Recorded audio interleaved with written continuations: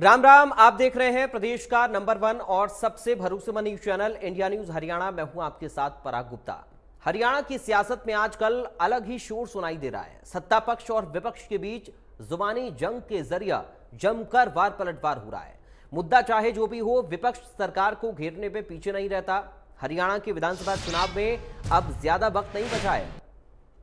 ऐसे में सरकार अभी से चुनाव प्रचार में जुटी है। जनसभाओं और जनसंपर्क के साथ ही सरकार विज्ञापन और स्लोगन के जरिए प्रचार प्रसार कर रही है। लेकिन अब विपक्ष सरकार के स्लोगनों को ही हथियार बनाकर हमला करने में जुट गया है। नेता प्रतिपक्ष भूपेंद्र सिंह हुड्डा ने सरकार की नॉन स्टॉप हरियाणा वाले स्लोगन को लेकर निशाना साधा। भूपेंद्र सिंह हुड्डा ने सोशल मीडिया एक्स के जरिए सरकार पर निशाना साधते हुए लिखा, बीजेपी का महारा हरियाणा नॉन स्टॉप हरियाणा नारा असल में महारा हरियाणा फुल स्टॉप हरियाणा है। भूपेंद्र सिंह हुड्डा के सोशल मीडिया वाले बयान पर प्रदेश के मुखिया नायब सैनी ने पलटवार किया। सीएम सैनी ने भी सोशल मीडिया एक्स के जरिए हुड्डा को जवाब दिया है। आज इसी मुद्दे पर करेंगे बहस, लेकिन उससे पहले कुछ सवाल। चुनावी स्लोगन पर हरियाणा की सियासत क्यों गरमाई? बयानबाजी से जनता का भला कैसे होगा? जो मारा हरियाणा नॉन स्टॉप हरियाणा का जो नारा दे रहे हैं, असली ये मारा हरियाणा फुल स्टॉप हरियाणा है। फुल स्टॉप लगा हुआ हर काम के। नॉन स्टॉप हरियाणा कौन सा भाई? एक बात बताएं, 10 साल हो गए सरकार को, 1 यूनिट बिजली बनाई है? हमने 4 तो थर्मल के कारखाने लगाए, 1 न्यूक्लियर का कारखाना लगाया और सरप्लस बिजली छोड़ के गए थे। 1 यूनिट बिजली बताए तो बता दे भाई फलानी जगह हमने करी है। हमने 81 किलोमीटर मेट्रो के बनाए, 1 पोल लगाया तो बता दो। हमने 250 किलोमीटर रेलवे लाइन और बनाई या मंजूर कराई? इन्होंने 1 इंच बनाई और वो बता दो। हमने 12 सरकारी यूनिवर्सिटियाँ बनाई, इन्हें 1 बनाया तो बताओ। और हिंदुस्तान का कोई भी इंस्टीट्यूट आप नाम लें, IIM, एम्स, निफ्टम और ये निफ्ट और आपका किसी का भी आप लो, डिफेंस यूनिवर्सिटी, किसी भी इंस्टीट्यूट का नाम लो, IIIT, IIT, ये अपना लॉ यूनिवर्सिटी, इस प्रकार के हमने इनने 1 बनाई तो बता दो किस बात की भाई? देखिए, हरियाणा इस टाइम नॉन स्टॉप ही है। अब वो हिसाब की बात करें, हम बार बार कह रहे हैं कि आ जाओ किसी मंच पे, किसी भी जिले में किसी भी मंच पे आ जाओ। आप अपने काम बताओगे, आपने 10 साल में किया, और हम अपने काम बताएंगे। और हम एक नहीं कह रहे, हम ये नहीं कह रहे कि जितने आप बताओगे उतने हम बताएंगे। हम ये कह रहे 5 वो बताओ, 25 हम बताएंगे। तो इस बात पे आ जाओ ना, 5 और 25 पे आ जाओ। अगर हम 25 नहीं बता सके तो फिर आप हमने फेल काट दियो। अगर वो 5 बताएंगे, हम 25 बताएंगे। आप यमुनानगर में आओ, अम्बाड़े में आओ, पंचकुला में आओ, आप कुरुक्षेत्र में आओ, हैं, आप पानीपत में आओ, आप करो, आप 5 काम बताओ, 25 हम बताएंगे। रिएक्शन आपने सुन लिए। दरअसल बयानबाजी का दौर बड़ी जोर शोर से इस वक्त चल रहा है हरियाणा के अंदर। अब स्लोगन पर विपक्ष ने सवाल उठाया और ये भूपेंद्र हुड्डा का ट्वीट हम आपको दिखा रहे हैं। इस पर पलटवार भी किया नायब सैनी ने। सूबे की मुखिया का रिएक्शन भी इस पर सामने आया। बीजेपी के स्लोगन पर जब भूपेंद्र हुड्डा ने निशाना साधा तो फिर नायब सैनी की तरफ से भी एक्स पर एक पोस्ट किया गया है। आज इसी मुद्दे पर करेंगे चर्चा। क्या बयानबाजी से ही जनता का भला होगा? स्लोगन पर सवाल आखिर क्यों उठ रहे? हमारे साथ कुछ खास मेहमान जुड़ गए हैं, आपका परिचय करा दें। बीजेपी से प्रवक्ता विजेंद्र नेहरा हमारे साथ हैं। नेहरा साहब आपका स्वागत है। कांग्रेस पार्टी से प्रवक्ता सुरेश रूढ़ हैं। रूढ़ साहब आपका स्वागत है। नेहरा साहब, शुरुआत आपके साथ ही कर रहा हूं मैं। आप कह रहे हैं नॉन स्टॉप हरियाणा, हुड्डा साहब कह रहे हैं फुल स्टॉप हरियाणा। देखिए, माननीय मुख्यमंत्री श्री नायब सैनी जी के नेतृत्व में भारतीय जनता पार्टी की सरकार ने हरियाणा प्रदेश को तेज गति से आगे बढ़ाने का काम किया है और उसी का परिणाम है कि आज माननीय मुख्यमंत्री जी ने जो कहा है कि नॉन स्टॉप हरियाणा, हरियाणा रुकने वाला नहीं है, विकास की जो तेज गति है उस पर आगे बढ़ चुका है। हरियाणा ने हर क्षेत्र के अंदर तरक्की की है। पूरे देश के अंदर आज हरियाणा लगभग हर पैरामीटर में नंबर 1 पर है। और जिस तरह से कल देश के लोकप्रिय प्रधानमंत्री श्री नरेंद्र मोदी जी के नेतृत्व में हमारी वित्त मंत्री श्रीमती निर्मला सीतारमण जी ने जो केंद्रीय बजट पेश किया है वो भी गांव, गरीब, किसान, मजदूर, महिला, युवा और छोटे व्यापारी को समर्पित जो बजट पेश किया है वो विकसित भारत को ध्यान में रख के पेश किया है, और विकसित भारत से ही विकसित हरियाणा की राह निकलेगी। इसके साथ साथ आज ये भी स्पष्ट हुआ है कि जिस तरह से जो बाकी दल हैं, हरियाणा की इस रफ्तार को देखते हुए, हरियाणा के विकास को देखते हुए और भारतीय जनता पार्टी के जो शीर्ष नेतृत्व की योजनाएं और माननीय प्रधानमंत्री जी से प्रभावित होकर जिस तरह से बाकी दलों के अच्छे लोग, अच्छे नेता भारतीय जनता पार्टी में लगातार जिनका आना हुआ है, उससे भी कहीं ना कहीं ये लगता है कि ये जो विधानसभा का चुनाव आगामी 2-3 महीने में होने वाला है, अक्टूबर के माह में लगभग संभावित है, उसमें भारतीय जनता पार्टी की जैसे देश के अंदर लगातार तीसरी बार सरकार बनी, हरियाणा प्रदेश के अंदर भी तीसरी बार सरकार बनेगी जी। और देखिए, जहां तक कांग्रेस पार्टी की सरकार देश की आजादी से लेकर 2014 तक लगभग 16 लाख करोड़ रुपए तक का ही बजट पेश कर पाई थी, जो बहुत कम था उस समय विकास की दृष्टि से। अगर हम देखें, भारतीय जनता पार्टी ने अपने शासन काल के अंदर 10 साल के अंदर ही उसको कई गुना बढ़ाने का काम किया है। आज 48.21% के हिसाब से जो हमने जो बजट है, आज 48.21 लाख करोड़ रुपए का जो बजट है, आज वो देश के अंदर माननीय वित्त मंत्री जी ने पेश किया है। इसमें हर क्षेत्र के लिए काम करने की लेकिन जो ऐसा फिर भी प्रतिबद्धता है वो दिखाई महारा देती है। हरियाणा, फुल स्टॉप हरियाणा, हुड्डा साहब को नजर क्यों आता है? ये अपने आप में एक बड़ा प्रश्न है ना। देखिए, हुड्डा साहब को तो कुछ भी नजर नहीं आएगा। आज हुड्डा साहब जो गारंटी लेके घूमते हैं पूरे हरियाणा में, उन गारंटियों पे ही झूठ का पिटारा है। ठीक है, हुड्डा साहब को ये जवाब देना चाहिए। देखिए, मैं बड़ा सीधे सीधे सवाल करता हूँ। हाँ, हुड्डा साहब की पहली गारंटी आज ये है कि हम पुरानी पेंशन योजना को फिर से लागू करेंगे। तो मेरा हुड्डा साहब से ये सवाल है, तो फिर उन्होंने ये पुरानी पेंशन योजना हरियाणा प्रदेश के अंदर बंद क्यों की थी? ऐसी क्या जरूरत आ गई थी उनको? ठीक है, अपने शासनकाल में, अपनी सरकार में उन्होंने पुरानी पेंशन योजना को बंद किया था। ये मैं अधिकृत रूप से कह रहा हूं, आप चेक कर लीजिए। तो हुड्डा साहब ने जो पुरानी पेंशन योजना बंद की थी, क्या पहले उसके लिए माफी मांगेंगे क्या? आज हुड्डा साहब कहते हैं कि हम सत्ता में आते हैं तो 6,000 रुपए पेंशन करेंगे। तो जब हुड्डा साहब सरकार में थे 10 साल में, तब इन्होंने मात्र 500 रुपए पेंशन बढ़ाने का काम क्यों किया? 500 रुपए से 1,000 रुपए किया था। आज हुड्डा साहब कहते हैं महंगाई कम करेंगे। आज महंगाई पहले से ही कम है। कांग्रेस के शासनकाल में हमेशा दहाई आंकड़े से ऊपर की महंगाई रही है, और उस समय इतनी महंगाई होती थी कि बॉलीवुड को गाने तक बनाने पड़ते थे कि सखी सैया तो खूब ही कमात है, महंगाई डायन खाया जाता है। इसका जिक्र होता ही है, किसी भी सरकार में महंगाई का जिक्र हमेशा होता है। मैं अपनी बात कंप्लीट कर लूं, बात 10 सेकंड में। आज ये रोजगार की बात करते हैं, इनको जवाब देना चाहिए। इनके शासनकाल के अंदर रोजगार की बोली क्यों लगती थी, बिकती थी नौकरियां, सिफारिश पे नौकरियां मिलती थी। आज ईमानदारी काबिलियत से 1.5 लाख सरकारी नौकरी हमारे सरकार ने दी है, 50,000 की भर्ती निकली हुई है। 2 लाख सरकारी नौकरी अपनी शासनकाल में हम देंगे। ये बताइए इन्होंने कितनी नौकरी देने का काम किया था? तो कांग्रेस पार्टी के शासन को इसलिए लोगों ने नकार दिया। आगे भी कोई उम्मीद नहीं है। लोकसभा चुनाव में 3.5% वोट हमें ज्यादा मिला, हमें 46% वोट मिला, इनको 43% वोट मिला। हमें 3,17,000 वोट इनसे ज्यादा मिला है लोकसभा में। ठीक है, करनाल का विधानसभा उपचुनाव हम जीते हैं, और राज्यसभा की सीट जो खाली हुई है ये भी हम जीतेंगे। ठीक है, और आने वाला विधानसभा चुनाव फिर से हम जीतेंगे। लेकिन उनका जो कॉन्फिडेंस है वो इसलिए भी बोल रहा है ना कि 5 सीटें लोकसभा में ले गए हैं। इस पर मैं सुरेश, वही बता रहा हूं। हाँ, मैं आऊंगा, मैं लौट कर आऊंगा इस पर। विजय जी, इस पर लौट कर आऊंगा। एक पहले जवाब सुरेश जी से मैं ले लेता हूं। सुरेश जी, बहुत सारी बातें जॉब्स को लेकर कही हैं, भ्रष्टाचार को लेकर इंदिरा साहब ने कही है, या फिर बीजेपी लगातार कह रही है। आप कह रहे हैं कि ये फुल स्टॉप है, नॉन स्टॉप नहीं है, जबकि वो कह रहे हैं कि हम इतनी नौकरियां दे सके हैं, इतना हम विकास या किसानों के लिए, तमाम युवाओं के लिए कर चुके हैं। चुनाव से 1-2 माह पहले कोई भी सरकार, कोई भी मुख्यमंत्री अपने किए हुए कामों को गिनाया करते हैं। ये पहली बार हो रहा है कि चुनाव सिर के ऊपर है और ये घोषणा कर रहे हैं कि हम ये करेंगे। तो फिर आप 9.5 साल तक क्या कर रहे हैं जी? माननीय मनोहर लाल खट्टर जी ने भी अगर कोई काम 9.5 साल में कहीं पर प्रदेश में विकास के नाम पर एक ईंट भी लगाई हो, तो कांग्रेस पार्टी चुनौती देती है कि वो हरियाणा के चौपाल और चबूतरों पर आकर उसकी घोषणा करे। ये लोकतंत्र का मजाक है कि आपको चुनाव में जाने के लिए आचार संहिता का सामना करना है चंद दिनों बाद, और आप कह रहे हैं कि हम ये करेंगे। आप तो ऐसे बात कर रहे हैं जैसे आप विपक्ष में बैठे हुए थे और आपकी सत्ता अभी शुरू होगी, जबकि सच्चाई कुछ और है। भारतीय जनता पार्टी की सत्ता समाप्ति की ओर है और कांग्रेस पार्टी सत्ता में आने जा रही है, लोगों के आशीर्वाद से, जनता के आशीर्वाद से। जो बात कांग्रेस पार्टी कहती है वो करती है। अब जैसे बीजेपी की तरफ से बताया जा रहा था कि हम मेरे ख्याल आप किसी मिनिस्टर की 22,000 या 5 की जगह 25 काम बताएंगे। आप एक काम भी बता दो, आपने HPSC Haryana public service commission के तहत कितनी नौकरियां हरियाणा प्रदेश के युवाओं को दी हैं वो आप जानते हैं, लेकिन आप नहीं, वो कह रहे हैं कि पहले पर्ची खर्ची का खेल चलता था, अब नहीं चलता है, अब पारदर्शी तरीके से नौकरी मिल रही है।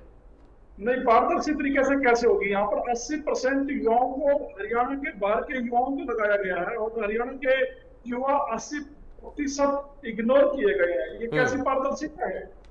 हरियाणा विधानसभा में स्पीकर के कार्यालय में खुद स्पीकर साहब के एक सेक्रेटरी को इसी सरकार में मनोहर खट्टर जी मुख्यमंत्री थे, मुझे नहीं पता वो CM साहब ने स्टेप उठाया था या स्पीकर साहब ने उठाया था, कंवरपाल जी स्पीकर हुआ करते थे।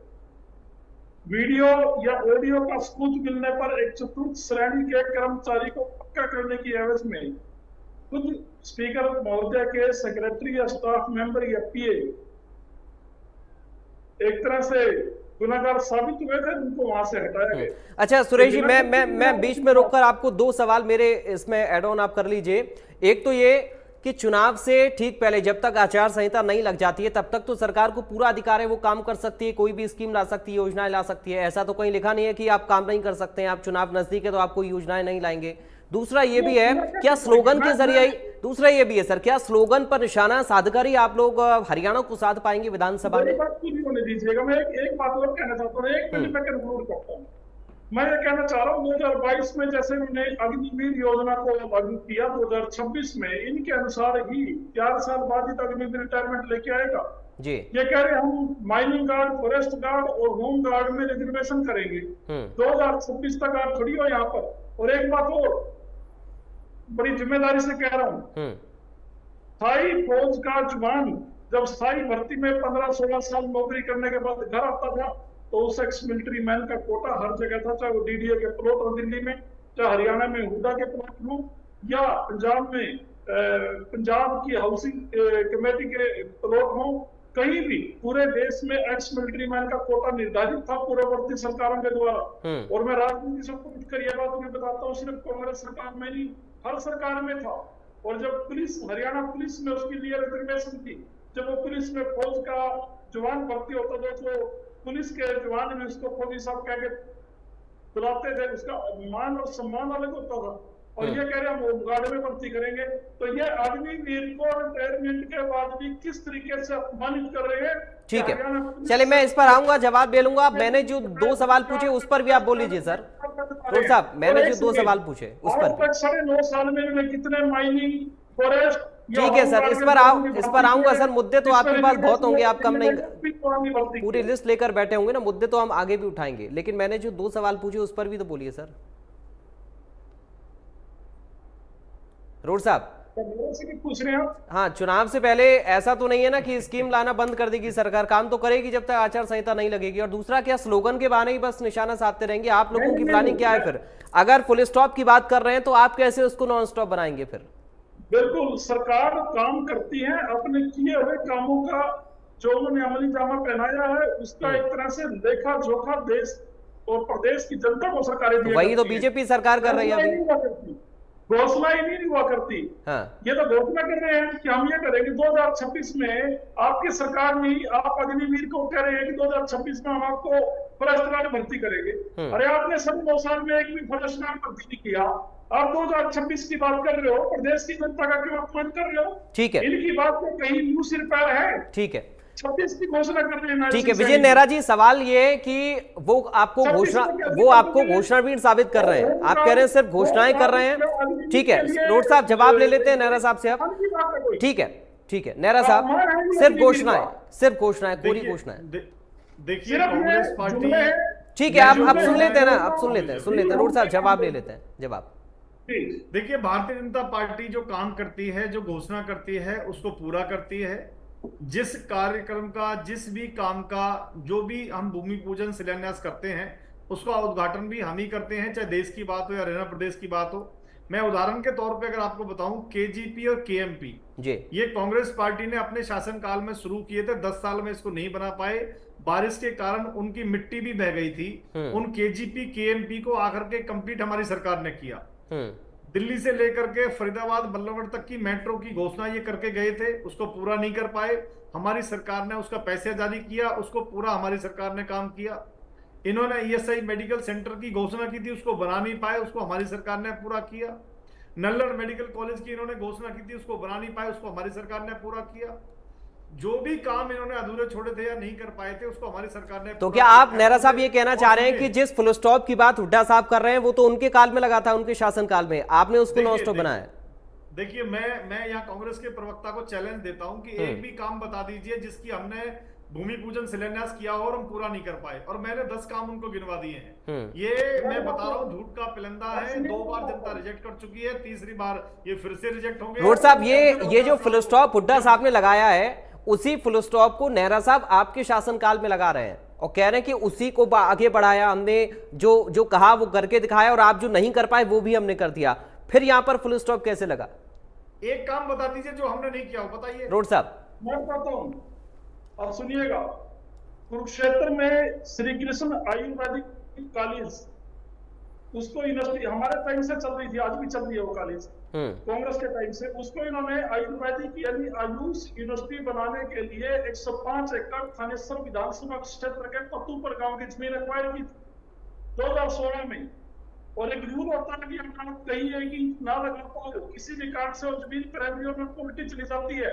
इन्होंने ना तो पत्तूपर गांव में श्री कृष्ण आयुर्वेदिक कॉलेज कुरुक्षेत्र में एक ईंट लगाई आज तक, और ना ही वो जमीन उल्टी थी। ग्राम पंचायत के साथ भी धोखा किया, वो जमीन ऐसे कैसे बंजर पड़ी हुई है। ग्राम पंचायत को करोड़ों रुपए का नुकसान हो चुका है 2016 से लेकर आज तक। और ये आयुष का ढंढोरा विदेशों तक में पीटते थे मोदी जी। पूरे देश में श्री कृष्ण, भगवान श्री कृष्ण के नाम से, आयुष के नाम से एक यूनिवर्सिटी को ना बनाकर, उसका निर्माण कार्य ना शुरू कराकर, एक भी ईंट ना लगाकर, इन्होंने जहां भगवान श्री कृष्ण के नाम का एक तरह से अपमान किया, वहीं इन्होंने विकास कार्य शुरू न करके ग्राम पंचायत और पूरे कुरुक्षेत्र के विकास में भी रोड़ा डाला। और ये काम ना करके जनता को एक तरह से इलाज के लिए मरने में मजबूर किया। दूसरी बात इन्होंने करे, एक एग्जाम्पल बता दो कि जहां इन्होंने घोषणा की पूरी ना की हो। ये पूरे राष्ट्रीय स्तर की घोषणा है नरेंद्र मोदी जी की आयुष यूनिवर्सिटी बनाने की कुरुक्षेत्र में। कुरुक्षेत्र धर्म क्षेत्र है। साहब, सवाल ये है ना कि आप जो पूरा नहीं हुआ उसी को पकड़ कर बैठेंगे, तो फिर जो पूरा हुआ उस पर बात कौन करेगा?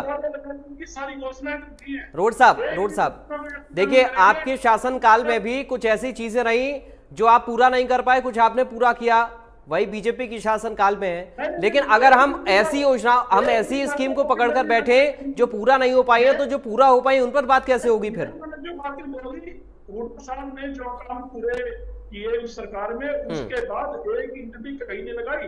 दादूपुर नलवी नहर है, दादूपुर नलवी नहर को क्यों बनाया? कि पहाड़ों से जो पानी आता है बारिश में, उस नहर में वो एक तरह से इकट्ठा होगा और बाढ़ से, तबाही से बचा जाएगा। और जब वो पानी हरियाणा के अंतिम छोर में पहुंचेगा तो वो काम आएगा फसल के लिए।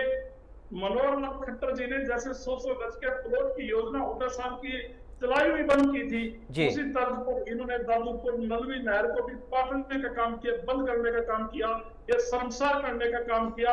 और यहाँ पर बैठ कर ये झूठ बोलते हैं कि हमने कोई अधूरे काम पूरे किए। कांग्रेस का एक भी अधूरा काम इन्होंने पूरा किया हो। ये कह रहे दिल्ली से फरीदाबाद की मेट्रो, एक मेट्रो को भी कम दिखा दो के टाइम में लगा हो। इन्होंने घोषणाएं तो कर दी, लेकिन वो काम पूरे नहीं कर पाए। मैंने बड़ी जिम्मेदारी से ये बात बता दी, जबकि हुड्डा साहब के टाइम में क्षेत्र में national institute of design NID, जो पूरे हिंदुस्तान में दूसरी इंस्टीट्यूट है, वो बना के पूरी की गई। और इन्होंने आयुर्वेदिक कॉलेज का एक तरह से पत्थर तक लगा के, उसके बाद एक दीवार तक नहीं बनाई, नींव तक। ठीक है, क्या हम ठीक है नेहरा साहब, एक यूनिट भी बिजली की पैदा नहीं की। ठीक है, हमने 5 थर्मल पावर स्टेशन बना के दिए। चलिए, तो मैं अपने स्कूल बंद कर दिए। ठीक है, 10 लाख की फीस थी, जाओ 50 लाख MBBS का कोर्स। चलिए, मैं फाइनल रिएक्शन ले लेता हूं नेहरा साहब से। नेहरा साहब, बात स्कीम्स की है और चूंकि अब हम चुनाव के नजदीक में जा रहे हैं तो ये जरूरी है। ठीक है सर, रोड साहब, ठीक है सर, ठीक है सर। चलिए, मैं जवाब ले लेता हूं ना। चूंकि नेहरा साहब, हम चुनाव के अब नजदीक जा रहे हैं तो ये बहुत ज्यादा जरूरी हो जाता है कि जनता तक असल मुद्दे और उनकी बातों को पहुंचाया जाए। जो स्कीम्स आपने चलाई उनको पहुंचाया जाए, जो कांग्रेस पार्टी अपने समय में कह रही है, वादा कर रही है या फिर दावा कर रही है होने का, वो पहुंचाए जाए। सवाल यह है कि मुद्दों पर और एक सही तथ्यों के साथ जानकारी सामने पेश करते हुए जनता के सामने जाया जाए तो ज्यादा बेहतर होता है। नेहरा साहब, देखिए, जनता बहुत समझदार है। अगर कांग्रेस पार्टी कोई काम करती तो लगातार जनता 2 योजनाओं में इनको हराने का काम नहीं करती, बुरी तरह से हराने का काम नहीं करती। आज देश के अंदर, हरियाणा प्रदेश के अंदर भारतीय जनता पार्टी ने जो काम किया है वो जनता को साफ तौर पर दिखाई देता है। जिस तरह से कल माननीय वित्त मंत्री जी ने जो बजट पेश किया है उसमें भी हरियाणा को बहुत बड़ा फायदा मिलने वाला है, क्योंकि किसानों के हित में ये बजट है। किसानों के हित में, कृषि के हित में, ग्रामीण विकास के हित में। जिस तरह से इस बजट के अंदर 26,000 करोड़ रुपए सड़कों के लिए रखा हुआ है, हरियाणा प्रदेश की सड़कें चकाचक होंगी बहुत अच्छे तरीके से। कहीं कोई दिक्कत परेशानी अगर सड़कों में है तो वो ठीक करने का हम लोग काम करेंगे। ठीक है, एक अच्छा प्रावधान है। ठीक है सर। एमएसएमई को भी जिस तरह से छोटे उद्योगों को बढ़ावा इस बजट के माध्यम से मिला है, और सोना चांदी से लेकर के चार्जर, चिकित्सा उपकरण, चमड़े का बड़ा सामान, ये सब जो सस्ता हुआ है बजट में, उसके फायदे हरियाणा प्रदेश के अंदर हमें दिखाई देंगे। इसके साथ साथ हरियाणा कृषि प्रधान राज्य है और हरियाणा में किसानों को और ग्रामीण विकास के लिए जिस तरह से 1,77,566 करोड़ रुपए का बजट में प्रावधान है, हमारे किसानों को इससे बहुत लाभ होगा। ठीक है सर, किसानों पर खर्च करने के लिए 1.5 लाख। चलिए, अभी के लिए नेहरा साहब, अभी के लिए समय, चूंकि मुझे इतनी इजाजत है, आप दोनों से इजाजत चाहूंगा, लेकिन सवाल वही है कि क्या स्लोगन के जरिए ही हम एक दूसरे पर निशाना साधें या फिर असल मुद्दों पर जनता के सामने जाएं। हम उम्मीद करेंगे कि दोनों ही दल अपनी अपनी राजनीति के जरिए, अपने अपने जो अभियान अब आप लोग चलाएंगे विधानसभा चुनाव के लिए, उसके जरिए जनता तक जाएं, उनकी समस्याओं को समझने की कोशिश करें। फिलहाल आप दोनों का बहुत शुक्रिया आज की चर्चा में हमारे साथ हिस्सा बनने के लिए। फिलहाल अभी के लिए इस खास प्रोग्राम से मुझे दीजिए इजाजत। बाकी खबरों के लिए आप बने रहिए। राम राम।